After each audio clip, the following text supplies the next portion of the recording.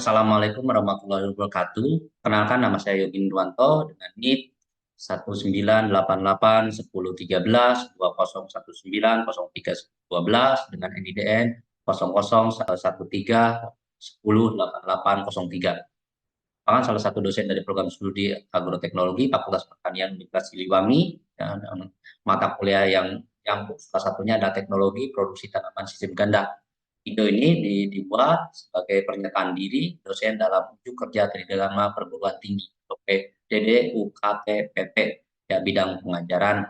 Kemudian selain untuk PPT ini ada deskripsi mata kuliah dan capaian pembelajaran mata kuliah atau CPMK, kemudian juga ada materi pembelajaran. Nah, ada juga sistem pembelajaran, ada juga metode pembelajaran, ada sistem penilaian, dan juga yang terakhir ada video reel untuk classroom. Ya. Yang pertama adalah deskripsi mata kuliah. Nah, mata kuliah ini dinamakan Teknologi Produksi Tanaman Sistem Ganda dan kode mata kuliah KJ 542113226, kemudian diampu pada semester 6, bobot 2 SKS, kemudian mata kuliah Teknologi Sistem Tanaman Berganda terdiri dari 16 pertemuan dan 14 pertemuan adalah materi dan 2 pertemuan yaitu ujian, yaitu ada ujian tengah semester dan ujian akhir semester di pertemuan 8 dan 16. Pada mata kuliah ini, mahasiswa akan belajar mengenai teknologi tanaman sistem ganda dengan mempelajari fungsi multiple cropping tanaman, klasifikasi multiple cropping, kemudian rangka pemikiran multiple cropping, ada deskripsi multiple cropping, ada juga low level dan high level untuk equilibrium, ada juga pola, kurva, dan dena tanaman, kemudian ada konversi kalori dan protein dalam multiple cropping, kemudian ada hubungan bagaimana sistem multiple cropping itu diaplikasikan, kemudian ada juga pemeliharaan tanaman dalam multiple cropping, serta mahasiswa juga belajar memahami kekerabatan tanaman dalam sistem multiple cropping, water equipment, kemudian penentu pola tanaman berdasarkan klasifikasi iklim. Itu untuk deskripsi mata kuliah. Sedangkan untuk capaian pembelajaran mata kuliah, yang pertama itu diharapkan mampu menguraikan ciri petani tradisional dengan taraf keseimbangan rendah dan dengan taraf keseimbangan tinggi. Kemudian yang kedua adalah mampu menguraikan sejarah bentuk dari multiple cropping. Kemudian yang ketiga adalah mahasiswa dapat menguraikan bagaimana kerangka dasar dalam teknologi produksi tanaman sistem ganda ini, serta pemilihan model budaya tanaman yang sesuai dengan multiple cropping. Dan yang keempat adalah mahasiswa mampu memahami metode penerapan tentang hubungan ya antara kesuburan tanah, kemudian kebutuhan tanaman dan air. Kemudian yang kelima adalah mampu menganalisis bagaimana konversi kalori dan protein tanaman dalam pola sistem tanaman berganda. Kemudian yang keenam ada mahasiswa mampu menguraikan pengertian dan peran penerapannya mengenai hitungan konversi kalori dan juga protein tanaman pada pola sistem tanaman berganda. Nah, yang ketujuh adalah mampu menguraikan mengenai tanaman subsistem atau kebutuhan sendiri dan tanaman ekspor atau tanaman bernilai ekonomi ya atau orientasi pasar. Nah, kemudian dalam pola teknologi produksi sistem tanaman berganda. Kemudian ada juga yang kedelapan itu mahasiswa mampu menganalisis faktor penghambat dan faktor pendukung dalam melaksanakan penanaman pola teknologi sistem tanaman industri. Kemudian juga mahasiswa mampu menggunakan faktor penghambat dan faktor pendukung dalam pemilihan lahan yang dianggap cocok atau sesuai dengan yang akan diterapkan pada model multiple cropping ini. Kemudian mampu menguraikan faktor penghambat dan faktor pendukung dalam pengolahan lahan produksi tanaman sistem tanaman berganda. Yang ketiga adalah materi pembelajaran. Di materi pembelajaran ini nanti ada beberapa materi yang akan diberikan. Yang pertama adalah pendahuluan. Pendahuluan yang terdiri dari bagaimana kita mengetahui petani tradisional dengan taraf keseimbangan rendah dan juga taraf keseimbangan tinggi. Kemudian yang kedua adalah sejarah, kemudian bentuk dari multiple cropping. Kemudian yang ketiga ada definisi produksi tanaman sistem ganda. Seperti apa definisinya? Kemudian untuk yang keempat adalah kerangka dasar produksi tanaman sistem ganda serta pemilihan model budidaya tanaman multiple cropping itu bagaimana. Kemudian pengertian dan penerapan di lapangan pola tanaman seperti adanya dena, kemudian ada kurva pada teknologi sistem tanaman teknologi sistem tanaman berganda. Kemudian yang keenam adalah metode penerapan tentang hubungan antara kesuburan tanah, kemudian kebutuhan tanah air, karena ini sangat menentukan dari proses budidaya tanaman. Jadi kita harus mengetahui juga bagaimana karakteristik dari tanah tersebut, kebutuhan tanah airnya bagaimana. Kemudian untuk yang ketujuh, pemanfaatan tanaman dalam produksi tanaman sistem berganda ini. Kemudian yang kedelapan adalah perhitungan produktivitas lahan pada produksi tanaman sistem berganda. Kemudian ada juga yang kesembilan adalah konversi kalori dan protein tanaman dalam pola teknologi produksi tanaman berganda. Dan ada juga pengertian dan penerapan mengenai perhitungan potensi kalori dan proteinnya. Kemudian yang ke-11 adalah tanaman subsisten, yaitu kebutuhan sendiri, dan tanaman cover crop atau tanaman bernilai ekonomi ya. Nah, yang ke-12 adalah faktor penghambat dan pendukung dalam melaksanakan penanaman tanaman. Ada juga dalam pemilihan lahan yang dianggap cocok. Kemudian yang terakhir adalah faktor penghambat dan pendukung dalam pengelolaan kesuburan tanah. Dan yang keempat adalah sistem pembelajaran. Nah, di sistem pembelajaran ini ada beberapa kegiatan yang akan diuraikan. Yang pertama itu dalam sistem pembelajaran ini, sistem pembelajaran dilakukan secara hibrid ya, di mana sistem ini merupakan gabungan antara pertemuan secara luring dan pertemuan secara daring. Pertemuan secara daring dilaksanakan apabila pada jadwal mata kuliah yang telah ditentukan itu terjadi kendala ya, sehingga misalnya mahasiswa tidak dapat masuk ke kampus. Contohnya misalnya adanya kartu merah atau mungkin kegiatan kampus atau mungkin ada kegiatan-kegiatan lain yang tidak bisa dilaksanakan pada hari itu. Dosen berinisiatif nanti untuk dilakukan kegiatan atau pembelajaran secara online, bisa Zoom atau Google Meeting.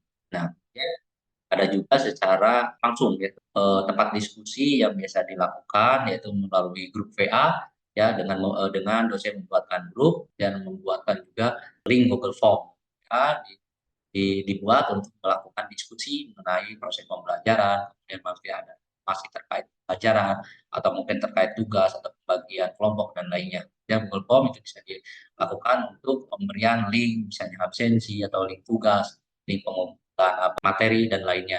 Nah, itu jadi ada dua yang digunakan, yaitu WA group dan juga ada Google Form untuk kelancaran dalam proses pembelajaran dengan sistem pembelajaran secara langsung dan pembelajaran secara online. Nah, ini beberapa contohnya untuk tugas mandiri maupun tugas kelompok dengan menggunakan Google Form. Nah, jadi dosen membuatkan Google Form, kemudian di-share ke mahasiswa, kemudian nanti mahasiswa akan mengirimkan tugas maupun pembagian kelompok atau bisa absen secara online dan lainnya. Nah, ini dibuat Google Form untuk memudahkan dalam proses penginputan data atau pengambilan materi ya, pengambilan materi yang disajikan. Kemudian yang kelima adalah metode pembelajaran. Nah, untuk pembelajaran ini, mata kuliah teknologi produksi tanaman berganda menggunakan metode pembelajaran yang terpusat pada mahasiswa yang berbasis pada learning outcome. Nah, untuk yang berikutnya adalah metode pembelajaran ini dilakukan dengan ceramah dan diskusi, di mana untuk ceramah dan diskusi dosen menjelaskan tentang materi yang sesuai dengan pertemuan atau sesuai yang sudah tertuang dalam RPS, yang tercantum dalam RPS secara lisan dan membuka ruang diskusi dengan mahasiswa. Itu bisa dilaksanakan secara langsung atau mungkin di akhir pembelajaran. Sedangkan pada metode problem based learning dilakukan baik itu menggunakan secara langsung atau mungkin dengan tugas. Kemudian dosen memberikan tugas kepada mahasiswa untuk mencari permasalahan atau bagaimana sih masalah yang ada di lapangan mengenai teknik tanaman berganda ini. Apakah model metode produksi tanaman berganda ini apakah bisa digunakan atau tidak? Ya, kalau menemukan berarti bisa digunakan, kalau tidak bagaimana itu? Masalahnya ada dilakukan, nanti diuraikan dalam bentuk persepsi, kemudian nanti bisa session tanya jawab dengan teman, nanti bisa dipecahkan secara bareng-bareng. Jadi bagaimana sih proses pemecahan masalah yang ada di lapangannya? Apakah cocok nggak dilakukan pertanaman secara monokultur atau mungkin secara polikultur seperti itu. Nah, kemudian bahan ajarnya di sini pada perkuliahan mengikuti PowerPoint dengan tampilan pada layar LED dan juga dalam fokus. Dan bahan ajar disampaikan sesuai dengan EPS dan disusun ya, itu berdasarkan referensi dari beberapa jurnal dan buku-buku yang diterbitkan. Nah, kemudian berikutnya beberapa referensi buku yang dipakai. Yang pertama adalah menurut Ati Nurmala tahun 1987 tentang pengaruh naungan terhadap tanaman dalam sistem tanaman tumpang sari dengan jagung dan lainnya, itu dalam disertasi Doktor Fakultas Pertanian Universitas Padjadjaran. Jadi bagaimana sih apakah tumpang sari ini dapat menguntungkan, kemudian jenis tanaman apa yang ditumpang sarikan, apakah tanaman bawahnya itu sesuai dengan kebutuhan dengan tidak mengganggu tanaman atas atau bagaimana itu. Nah, untuk sistem penilaian ini sendiri, ini untuk sistem penilaian ada bobot penilaian atau rencana evaluasi. Evaluasi ada sistem, yang pertama itu ada sikap, di mana yang terdiri dari disiplin, kemudian tanggung jawab, toleran, dan santun. Kemudian juga yang kedua ada aktivitas partisipatif, dari seperti misalnya menyimak, bertanya, kemudian ada juga di sini menjawab dan tugas. Dan kognitifnya dan pengetahuannya bisa dilihat dari misalnya dari kuis, dari tugas yang ada juga bisa dari yang paling jelas itu dari UTS dan dari ujian akhir semester. Itu dari aspek penilaian untuk asesmennya. Nah, kemudian untuk bobot penilaian, ini bobot penilaiannya dibagi menjadi 3. Yang pertama itu ada aktif partisipasi di kelas, itu diberi nilai 5.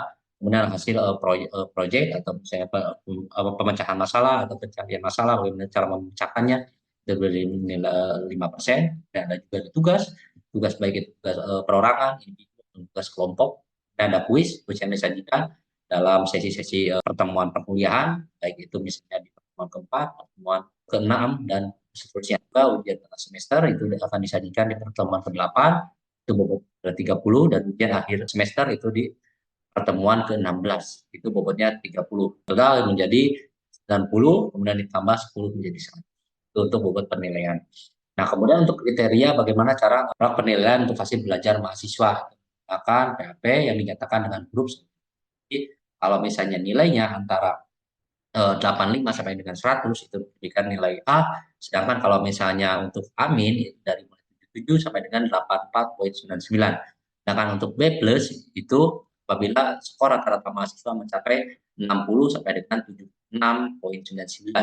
Dan kalau B itu apabila skor rata-rata mahasiswa mencapai 61 sampai dengan 68,49. Nah, sedangkan yang B- adalah apabila skor rata-rata mahasiswa mencapai 53,00 sampai dengan 60,99.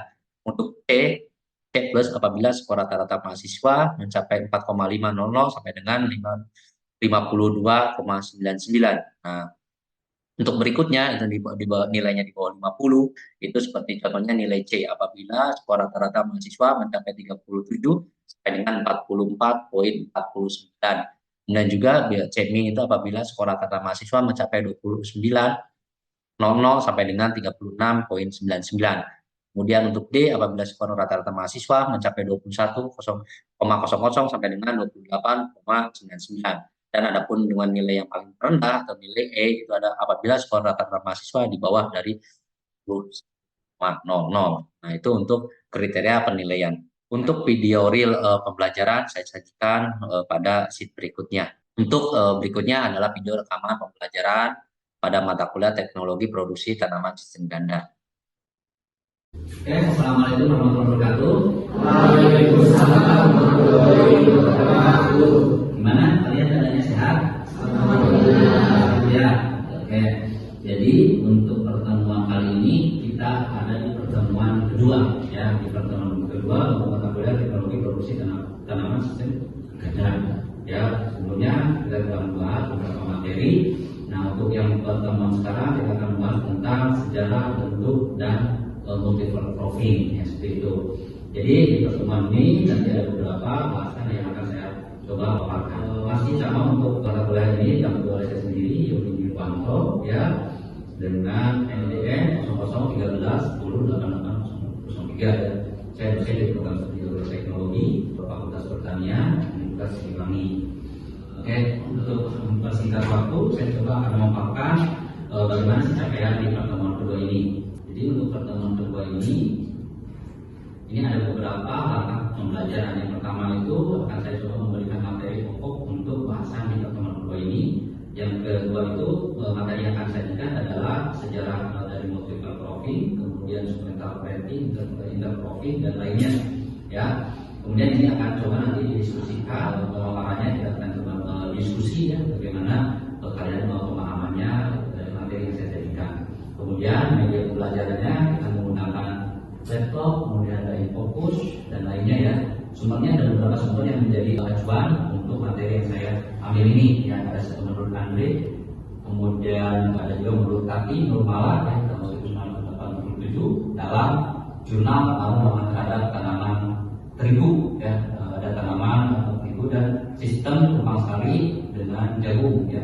Disertasi doktor pada Fakultas Pertanian Universitas Pajajaran Bandung, dan ada juga beberapa materi IPA yang saya kutip untuk menyajikan materi ini. Nah, ini ada beberapa komponen, ya, dari mulai sejarah, bentuk, macam, definisi program, dan lainnya. Kemudian ada potensinya di sini ada. Yang pertama itu kalian dapat mengetahui dan memahami bagaimana sejarah dari profilnya. Nanti saya akan bahas sedikit materi sebelumnya. Kita ada untuk di materi SPS pertanian, ada rehabilitasi atau seperti misalnya penghijauan, kemudian menggunakan alat-alat misalnya mekanisasi itu kan menggunakan alat seperti traktor dan lainnya. Ya mungkin untuk di pertemuan kemarin ada yang tahu nggak untuk intensifikasi pertanian itu berupa apa saja? Bentukannya apa saja? Silakan. Oke, siapa namanya? Perkenalkan, nama saya Farnes. Oke, Farnes. Izin menjawab. Jadi untuk intensifikasi pertanian itu ada 5. Yang pertama ada pemilihan bibit unggul. Yang kedua ada pengolahan lahan. Yang ketiga ada pengaturan irigasi. Yang keempat pemberian pupuk. Dan yang terakhir ada pengendalian OPT. Oke, jadi itu adalah intensifikasi pertanian. Jadi untuk bagaimana caranya kita untuk meningkatkan hasil dari pertanian. Yang pertama itu mutu dan kualitas bibit yang akan ditanam harus jelas. Ya, karena kalau misalnya bibit yang kita tanam tidak jelas, nanti daya kecamanan dan daya tumbuhnya akan jelek. Ya, terus yang kedua adalah misalnya pengolahan lahan. Pengolahan lahan itu harus jelas. Ya, bagaimana cara misalnya kita mengolah lahan, kemudian lahan tersebut bekas apa, bagaimana pemupukannya itu harus jelas. Jenis tanaman jadi tidak monokultur, tapi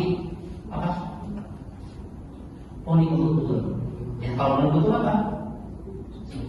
Hanya satu jenis tanaman yang dibudidayakan pada lahan itu, seperti padi, hanya padi saja. Tapi kalau misalnya polikultur itu ada beberapa jenis tanaman yang dibudidayakan, ya, gitu.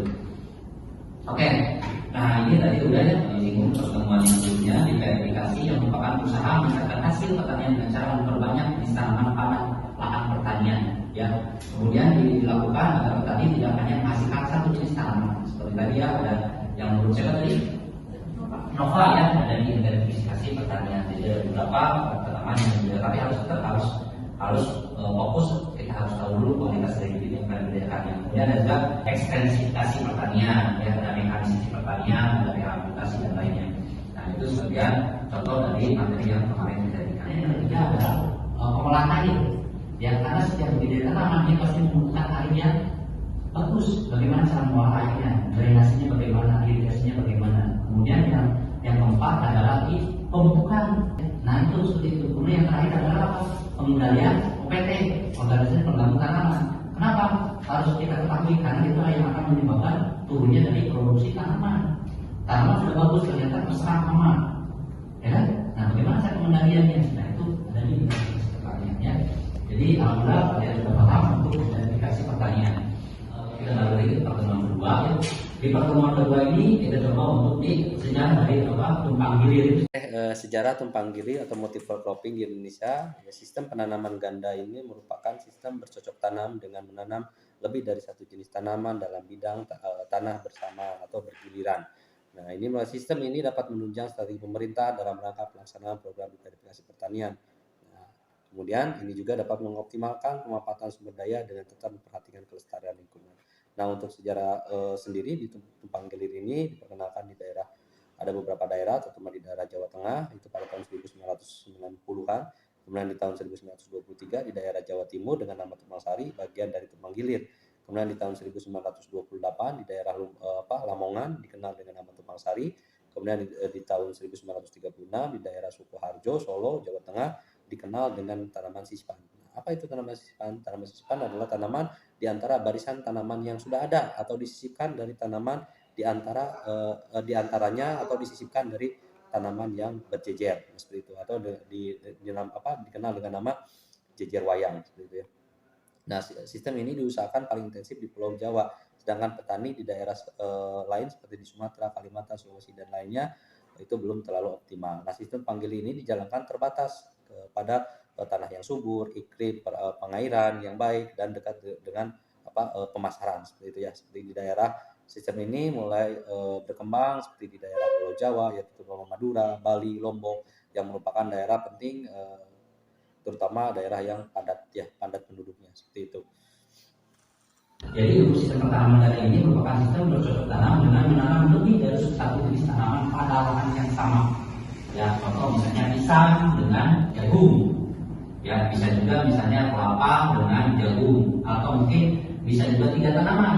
Bisa tanaman bawahnya itu ada misalnya bawang daun, ada misalnya cabai, tanaman misalnya merambatnya ada misalnya contoh apa ya tanaman merambat? Ya, paham? Tanaman merambat seperti apa? Hah? Ya banyak ya masalah tanaman. Bisa antara kolaborasi tanaman pangan dan tanaman hortikultura atau tanaman buah-buahan, bisa dua-duanya. Tanaman hortikultura itu ada 4. Ada tanaman buah-buahan, ada tanaman apa? Sayuran, ada tanaman apa lagi? Tanaman hias, ada satu lagi tanaman apa? Tanaman obat-obatan atau biofarmaka. Nah itu ada tanaman-tanaman hortikultura. Ya bisa dikolaborasikan nggak dengan misalnya tanaman pangan? Contoh misalnya sorghum dengan misalnya tanaman sayuran seperti misalnya sosis, pakcoy, bisa kan kolaborasi itu? Jadi gimana caranya lahan yang misalnya sempit itu dimaksimalkan dengan tanaman yang dia tidak ada lahan yang kosong gitu. Jadi sistem ini itu dapat menunjang strategi pemerintah dalam rangka pelaksanaan program diversifikasi pertanian, yaitu merupakan upaya peningkatan produksi panen. Jadi bagaimana cara meningkatkan produksi panen? Jadi panen itu tidak hanya terfokus pada satu komoditas. Contoh misalnya saya punya lahan ditanami jagung, berarti otomatis harga jagung sangat menentukan untuk nilai jualnya nanti, kan hanya dari satu komoditas. Tapi kalau misalnya di lahan itu kita ada cabai, jagungnya misalnya harganya turun, tapi cabainya harganya lagi naik, otomatis itu bisa menaikkan ya hasil dari petani seperti itu ya. Nah kemudian bisa menghilangkan juga pengangguran musiman. Contoh misalnya jagung berapa bulan dipanennya? 3 bulan ya, 3 bulan sampai 4 bulan. Nah sedangkan kangkung berapa bulan? 1 bulan. Jadi petani itu sambil menunggu tanaman jagung itu dipanen, ada tanaman lain yang dapat dijual. Ya berarti pengangguran itu kan hilang. Ya, jadi ada masanya. Ya, jadi kalau misalnya bisa dipanen dulu kangkung, ya kangkung dulu dipanen. Ya, kalau sudah sedangkan kangkung kan tanaman bawah, tidak akan membantu dari tanaman atas. Tanaman atasnya apa? Itu jadi. Ya, itu contohnya. Di sini kita bisa lihat ya, ada beberapa contoh ya dalam bentukan dari pertanaman. Ini misalnya seperti segera mungkin setelah tanaman padi dipanen ditanami tanaman kedelai, atau tanaman kacang tunggal setelah dipanen kemudian tanam kembali jenis tanaman lain. Ini ada juga penanaman tanaman kedelai tanpa mengerjakan tanah sebelumnya. Kenapa? Karena sudah ada di pertanaman pertama. Jadi ini adalah pertanaman kedua. Kemudian juga ada ini lebih dari dulu setelah padi dipanen itu kemudian dilakukan pertanaman berikutnya atau waktu penyiapan yang dilakukan di waktu yang pertama. Nah, untuk sequential planting yang pertama itu menghemat waktu, kemudian mengefisiensikan penggunaan air dan unsur hara tanaman. Kenapa? Karena di sini unsur hara sudah ada di pertanaman pertama. Jadi hanya melanjutkan di tanaman berikutnya. Kemudian juga ada di sini untuk apa? Mengurangi serangan hama dan penyakit. Dalam ini dapat memutus siklus hidup hama dan penyakit. Kenapa? Di pertanaman pertama mau masuk ke pertanaman kedua, otomatis jenis hama penyakit yang akan menyerang itu akan berbeda. Makanya mata rantai penyakit itu bisa terpotong di situ sebelum pertanaman kedua. Kemudian ada juga di sini menekan pertumbuhan dan penyebaran gulma. Kenapa bisa gulma tidak tumbuh? Karena tadi setiap setelah ada lahan yang kosong itu dilakukan pertanaman. Ya, kemudian distribusi tenaga kerja rata sepanjang tahun. Ya, jadi tidak ada pengangguran musiman karena setiap fase pertanaman itu membutuhkan tenaga kerja yang baru. Nah, ini kelemahannya tetapi ada kelemahannya seperti misalnya kelemahannya ini contohnya ada misalnya petani harus mengganti jenis-jenis tanaman yang berumur lebih pendek. Ya, jadi harus mencari tahu dulu jenis tanaman yang berumur pendek itu seperti apa. Ya, kemudian waktu istirahat bagi petani itu akan berkurang. Kenapa? Karena setiap musim itu langsung terus-terusan dilakukan pertanaman, meskipun jenis tanamannya yang berbeda. Kemudian menyusun pola pertanaman harus dilakukan dengan cermat agar tidak memperpanjang siklus hidup hama dan penyakit. Makanya pemilihan dan memilih jenis tanaman itu sangat menentukan dari apa? Ya ini, ya untuk nanti menentukan hasil dari model pertanian yang vertical planting. Oke, sekarang kita lanjut ke pertanaman sisipan atau delay planting. Nah, sebelum kita masuk ke delay planting, sebelumnya ada yang pernah paham apa itu delay planting? Silakan, siapa namanya? Uji. Uji, ya gimana Uji? Ya, menurut saya itu tanaman sisipan itu adalah penanaman jenis sisipan di antara tanaman yang sudah ada sebelum tanaman itu panen. Oke, jadi namanya disisipkan berarti tanaman tersebut itu disisipkan di tanaman yang sudah ada. Ya, seperti itu. Tadi alhamdulillah masih sudah paham ya. Jadi penanaman secara bersisipan adalah penanaman jenis tanaman di antara tanaman yang telah ada sebelum tanaman itu dipanen. Jadi itu yang harus digarisbawahi, tanaman yang telah ada. Ya, jadi jadi disisipkan. Gitu. Ada beberapa kelemahan dan keuntungannya. Ini contoh misalnya keuntungannya ada dapat menghemat waktu, kemudian menekan terjadinya persaingan, menghemat air. Kenapa? Karena kita sekali menyiram. Kemudian pengerjaan tanah dilakukan sangat minim. Pengolahan tanah yang dilakukan di awal pertanaman saja. Oke, kemudian ada menekan pertumbuhan gulma. Nah, seperti ini ya, menekan pertumbuhan gulma. Jadi gulma itu akan tumbuh bila ada ruang. Tapi kalau misalnya ruang tersebut dipakai untuk tanaman lain, otomatis yang akan tumbuh adalah tanaman lain. Gulmanya akan tertekan, tidak akan tumbuh. Ya, gulma itu apa gulma? Nah, itu ya, tanaman yang tidak diinginkan tumbuh pada lokasi tanaman seperti itu. Kemudian kalau kelemahannya apa? Di sini susah untuk dilakukan mekanisasi. Itu sangat susah. Kenapa? Karena kita mau bawa traktor, mau bawa alat, kadang kita jalan dulu susah. Karena di setiap rongga itu ada tanaman. Takutnya tanaman itu injek atau patah atau lainnya. Nah, kemudian dibutuhkan kecermatan dalam memilih jenis tanaman. Harus paham mana tanaman yang membutuhkan sinar matahari yang full, mana tanaman yang hanya membutuhkan intensitas cahaya matahari yang rendah, sekitar 30% sampai 20-30%. Ya, ada tanaman bawah dan tanaman atas itu. Oke, itu mungkin untuk materi yang bisa saya sajikan di pertemuan kedua ini. Ya, untuk pertemuan berikutnya nanti akan coba saya terapkan untuk metode bagaimana pengaplikasiannya di lapangan. Oke, sebelum saya tutup, barangkali ada yang ditanyakan? Cukup ya, terima kasih. Mudah-mudahan itu bisa kalian pahami semua.